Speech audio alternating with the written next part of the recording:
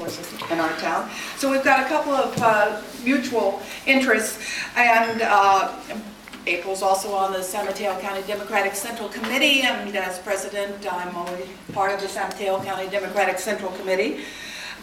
She's on the California Coastal Commission, an alternate, San Mateo County Agricultural Advisory Committee, Interagency Council for Hope, which is housing our people effectively, and the Committee for Green Foothills.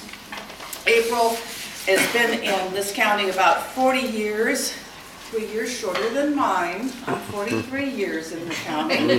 That's a little competition among us. But she's a terrific worker, and she's well known throughout this county.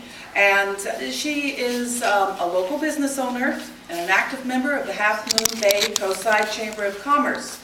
She has a compassion for community issues, this much I know, and she's a woman of high integrity, and she has the strength and courage to stand up for what is right. I've seen it done, and I thank her for her service to the county and to the community, April.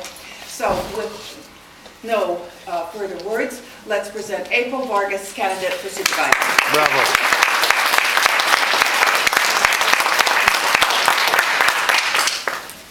Thank you very much for that very kind introduction, Barbara. It's a pleasure to be here.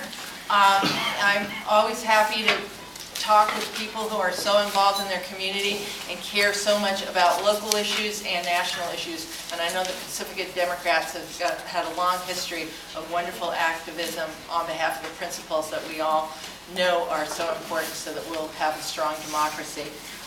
My name is April Vargas, and I am a fellow Coastsider. I've lived in Montera since 1971 and have had many opportunities to spend time in Pacifica, and actually got to know many of you during one of the most exciting campaigns I think any of us have worked on, which was the tunnel campaign in 1995 and 1996. We were able to work very closely together to do something that, and I remember Fran emailing you, doing something that people said could never be done, and we were able to do it. I want to tell you a little bit about myself personally so you understand who I am and what my values are. My father was actually an immigrant. He was a Portuguese from the Azores, and I'm the first generation on either side of my family to have graduated from college. My parents always emphasized how important it was to have a good education and how many benefits we could all reap from hard work and determination. Today I run my own business, April Vargas Custom Interiors, which I have run for over 30 years. I'm a trained upholsterer and a skilled tradesperson, and I've been able to grow my business and expand and diversify, which everyone needs to do these days to be able to stay in business. So I'm used to a changing economic climate and doing what it takes to continue to be successful. As I said, I feel very strongly about this area. I love this area because I believe that we really do live in one of the most exceptional places on earth. We're blessed with wonderful oceans. We have the mountains, we have the redwoods, we have the baylands, and this is something that not many counties have in the whole state of California. But we can't really take this for granted. As wonderful a place as it is, and as great a place as it is to raise a family, we've got a lot of challenges that are facing us. And that's the reason I'm running now. We need new leadership and people with independent ideas that can really face the challenges that are ahead of us. As I had mentioned earlier, in terms of my experience, I was very involved with the tunnel campaign, took care of all the endorsements, which we got many. For that campaign, worked on fundraising and general organizing to get that done.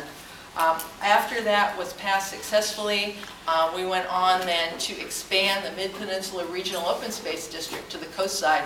That's a government, a public agency that preserves land for public recreation and also for habitat preservation. And one of the best things that has come out of that effort was the fact that agriculture in our county has increasingly been saved, and we're able to see a new generation of young farmers who are taking over. So that was not an easily won battle. I think that that's the one thing, common thread through my political life, is taking on challenges that seem very difficult, but working together with committed people and talented people, we've been able to be successful. So the same opponents of the open space district expansion that really fought hard to keep it from happening in the subsequent years since it's gone through have really come to realize what a benefit it's been. And I'm very happy to say that many of my colleagues on the Agricultural Advisory Committee say now that they really are glad that the district's on the coast side.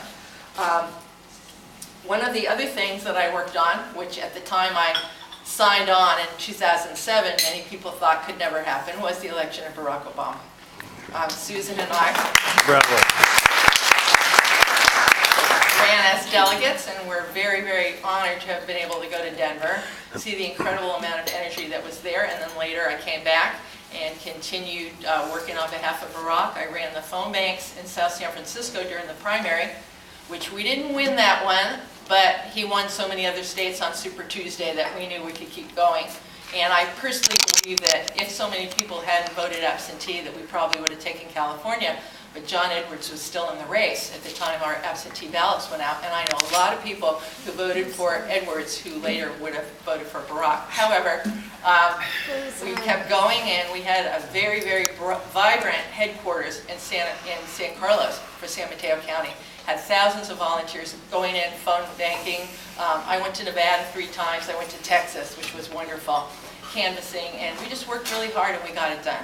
So yet again, something that many people believed couldn't happen, and we did it.